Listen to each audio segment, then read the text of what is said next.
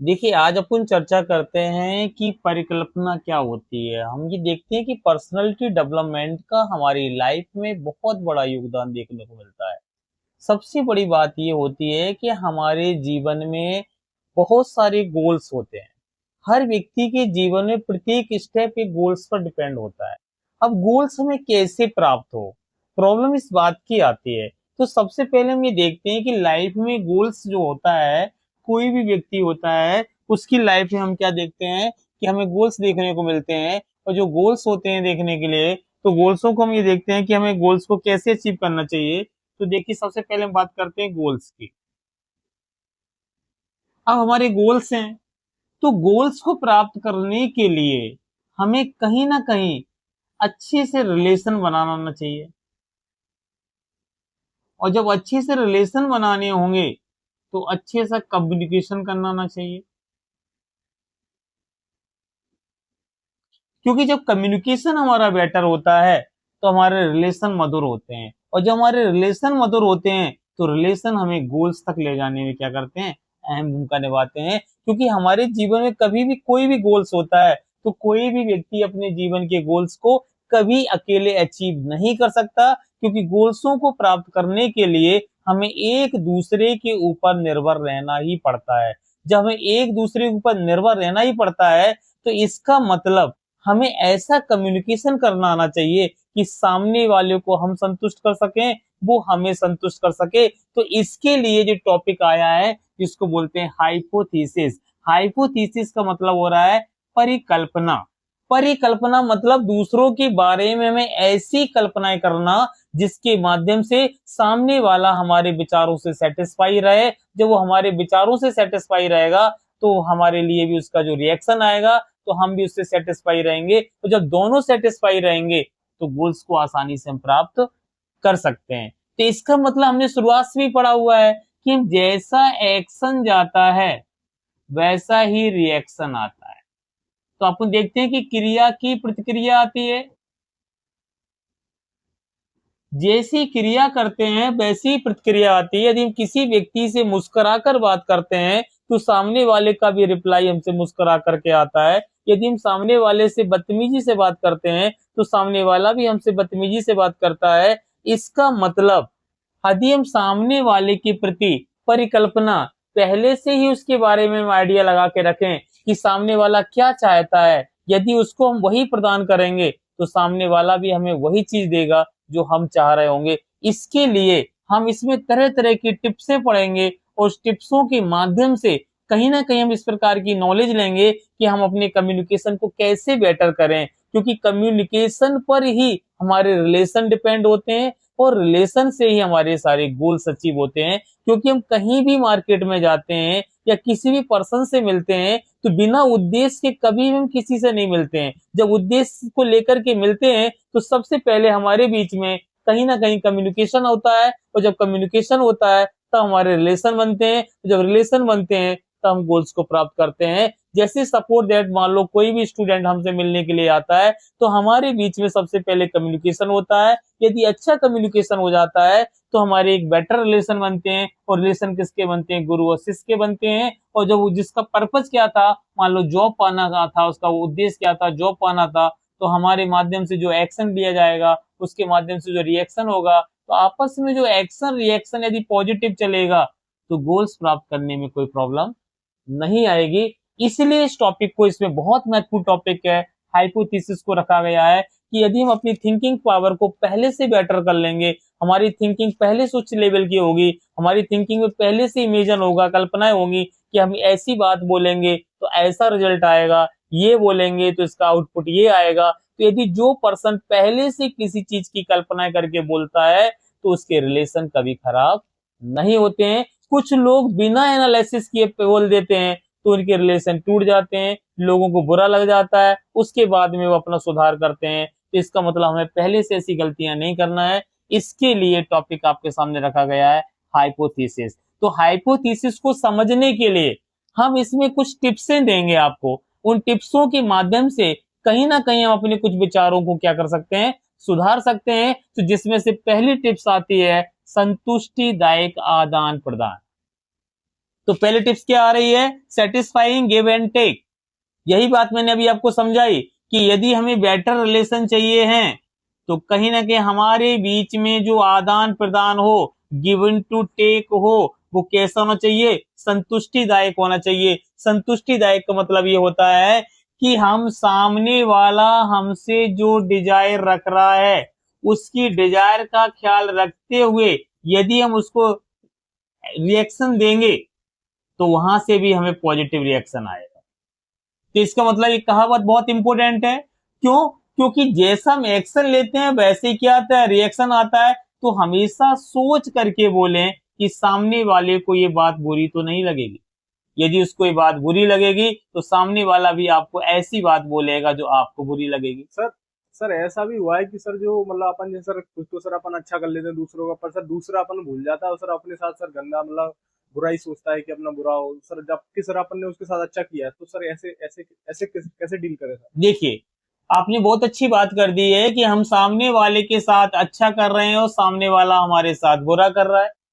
देखिए, कभी भी ध्यान रखें, ये जो बात आपने बोल दी है इस बात पर आपको ध्यान नहीं देना चाहिए, क्योंकि हमारा जो काम है अच्छा करने का है, उसका काम जो है वो बुरा करने का है। तो तुम अच्छा काम करने वाला हमेशा अच्छा करेगा और बुरा करने वाला हमेशा बुरा करना पड़ेगा। तो तुम उसकी कॉपी क्यों करना चाह रहे हो? इसका मतलब आपसे ज्यादा पावर सामने वाले में है कि उसने जैसे तुम्हारा बुरा किया तुम्हारा माइंड चेंज हो गया कि तुम भी उसका बुरा करोगे। आपके पावर की वैल्यू तो तब है जब आप सामने वाले से ऐसा कन्वर्ट उसको करवा दें कि वो भी अच्छा करने लगे। तो इसका मतलब तुम्हारा नॉलेज बेटर है, तुम्हारा अटैचमेंट बेटर है, तुम्हारा अट्रैक्शन बेटर है। लेकिन देखा जाए तो उसका अट्रैक्शन तुमसे ज्यादा बेटर है, क्योंकि उसने तुरंत आपको अपना जैसा बना लिया। दूसरी कंडीशन हमेशा हमेशा ये ध्यान रखना चाहिए कि हम ये देखते हैं कि ऐसा होता नहीं है, सामने वाला हमारे साथ गलत नहीं करता है, हम सामने वाले से अपना गलत कराते हैं। कहीं ना कहीं कोई भी व्यक्ति जब भी किसी पर्सन से गिवन टू टेक करता है तो पहले से उसके मन में उसके प्रति कुछ ना कुछ डाउट चलते रहते हैं।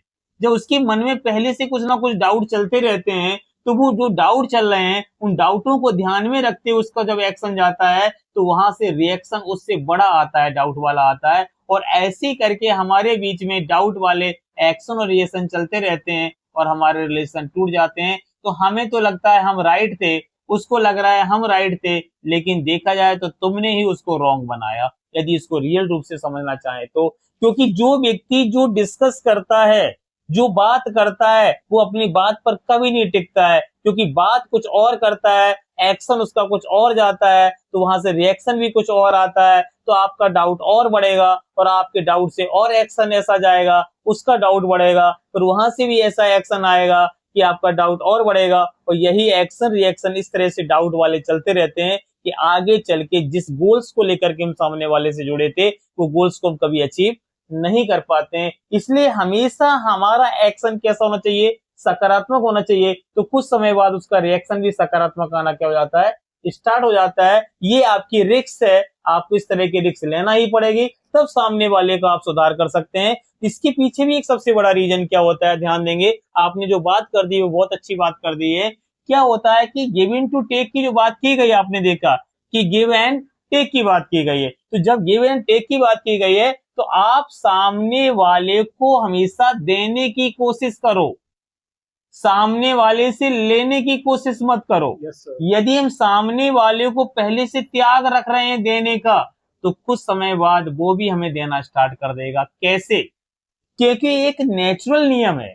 वो नेचुरल नियम क्या होता है कि जब हम कुछ दे डालते हैं तभी बदले में हमें कुछ मिलता है। हाँ, लोग क्या करते हैं कि बिना डाले पहले लेने की कोशिश करते हैं, डालते कुछ नहीं है, देते कुछ नहीं है, लेने की होप रखने लगते हैं। इसलिए हमारे बीच में डाउट आते हैं और रिलेशन हमारे कमजोर हो जाते हैं। जबकि नियम ये बोलता है कि सबसे पहले सामने वाले को आप दीजिए, लगातार उसको देते जाइए, कुछ समय बाद वहां से आपका वापसी आना क्या हो जाता है, स्टार्ट हो जाता है। उदाहरण के तौर पे आप समझें, एक किसान से सीख सकते हैं। किसान सबसे पहले खेत को जोतता है, किसान सबसे पहले खेत की सेवा करता है, फिर किसान खेत में बीज डालता है, उसके बाद बदले में किसान उससे बहुत कुछ प्रोटेक्शन के रूप में क्या है लेता है। तो लेकिन यदि यही चीज हम अपनी लाइफ में लाएं, लोगों के प्रति पहले त्याग करें, लोगों को जिस योग्य हो वो उसको दें, कम से कम विचार दे सकते हैं अच्छे, उसका सहयोग कर सकते हैं, उसको समय दे सकते हैं, जरूरी नहीं कि उसको भौतिक लेन देन ही करें। यदि हम ऐसा कुछ करते हैं तो कुछ टाइम बाद वहां से भी वही तरह के रिएक्शन आने में क्या हो जाते हैं, स्टार्ट हो जाते हैं। तो इसका मतलब हर संबंध के लिए डिपेंड हम स्वयं होते हैं, जबकि आरोप किसी और पर लगाते हैं, क्योंकि ये नेचुरल नियम है। सर ऐसा भी होता है कि सर जैसे सर अपन तो सर अच्छा ही करते हैं, सामने वाला कभी अच्छा करते हैं सर, पर सामने वाले को लगता है कि सर अपन अपन ना कोई अपने से स्वार्थ है, तो सर वो उसको भी सर नेगेटिव लेता है, जबकि अपन समझिए, पॉजिटिव बहुत कर रहे अच्छी आपने बात की कि जब भी हमारा गिव टू टेक की बात आती है, तो गिव टू टेक की बात आती है तो सही ना कहीं ऐसा लगता है ये स्वाभाविक सी बात है, नेचुरल नियम है, क्योंकि संसार में जो जन्मा है वो सेल्फिश है। जो संसार में जन्मा है, जो जमीन पर रहता है, वो मोस्टली पर्सन कैसे हैं, सेल्फिश है। लेकिन ध्यान रखें जो जल में रहते हैं वो फिश है। इसलिए तो कहने का मतलब सेल्फिश होना अच्छी बात है, क्योंकि जब तक आप सेल्फिश नहीं होंगे तब तक आपको लाभ भी प्राप्त नहीं होगा। लेकिन कैसे सेल्फिश हो, सेल्फिश उसको बोलते हैं, इसको सेल्फिश होना चाहिए कि पहले सामने वाले को हम उसका भला करेंगे, सामने वाले की प्रोग्रेस कराएंगे, तो आपकी प्रोग्रेस अपने आप हो जाएगी। कैसे, जैसे सपोज दैट मैं अभी आपको पढ़ा रहा हूं और मैं आपको पढ़ा रहा हूं, तो मेरा स्वार्थ आपसे ये जुड़ा हुआ है कि आपकी जॉब लग जाए, मान लो आप आईएएस बन गए, मैंने आपका भला कर दिया और आपने मेरा कोई एहसान नहीं माना कि मैंने आपका भला किया, लेकिन आपके नाम के साथ में मेरा नाम अपने आप जुड़ा होगा। हम जहां भी जाएंगे तो मैं बोलूंगा कि वो हमारा स्टूडेंट है, तो आपके बिना प्रयास किए मुझे अपने आप रिस्पेक्ट मिलना क्या हो गई, स्टार्ट हो गई। तो हमारे स्वार्थ तो अपने आप ही पूरे हो जाते हैं। जरूरी थोड़ी है कि सामने वाला ही हमारा स्वार्थ पूरा करे, सामने वाला ही हमारे एहसान को माने। ऐसा नहीं होता है कि हमें सिर्फ करना चाहिए, उसके लाभ हमें अपने आप मिलने क्या हो जाते हैं, स्टार्ट हो जाते हैं। जैसे कि हमने देखा कि दुनिया में सबसे मधुर संबंध, सबसे प्यारे संबंध एक माँ और बेटे के बीच में देखने को मिलते। एक माँ अपने छोटे से बच्चे के लिए सब कुछ न्यौछावर कर देती है, हर तरह के कार्य उसके लिए करती है, रात भर सोती नहीं है, बच्चे की सेवा करती है, स्वयं गीले में सोती है, उसको सूखे में सुलाती है, बच्चे को कोई प्रॉब्लम होती है सारा रात दिन छाती में चिपका कर सोती है। लेकिन कहीं ना कहीं अगर देखा जाए तो एक माँ भी स्वार्थी हुई, क्योंकि स्वार्थ का यदि तो रिलेशन निकालना चाहोगे तो इतने मधुर संबंध में भी स्वार्थ का रिलेशन निकल रहा है।